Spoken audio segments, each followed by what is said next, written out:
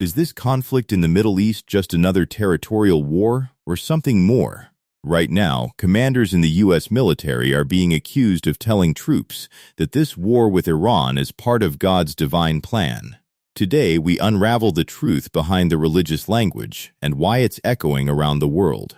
The U.S. and Israel launched coordinated airstrikes against Iran's government and military infrastructure. The result, a fierce conflict that has drawn global attention. Iran has fired missiles in retaliation, affecting American forces and regional partners. Across the U.S. armed forces, more than 100 complaints have emerged. Troops say commanders linked this war to biblical prophecy, claiming it will bring Armageddon, and even suggesting that the U.S. president was anointed by Jesus to signal the end times. This has triggered alarm from civil rights groups inside and outside the military. So why is this language spreading? Experts say leaders often use religion and morality to make complex wars easier to justify to their own people.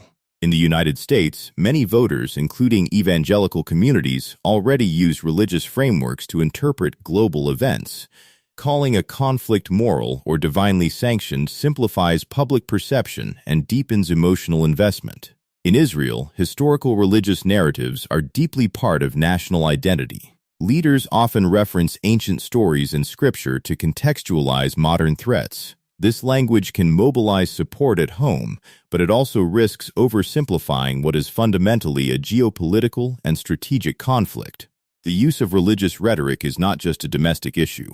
Around the world, political leaders are responding, and not always favorably. In Pakistan, the defense minister warned that the conflict could expand influence toward its borders, framing it as part of a larger ideological threat. Meanwhile, in the U.S., civil liberty groups condemn the mixing of religion and military justification. The Vatican's top diplomat has publicly warned that the strikes against Iran threaten peace and international law, signaling concern from a major religious institution.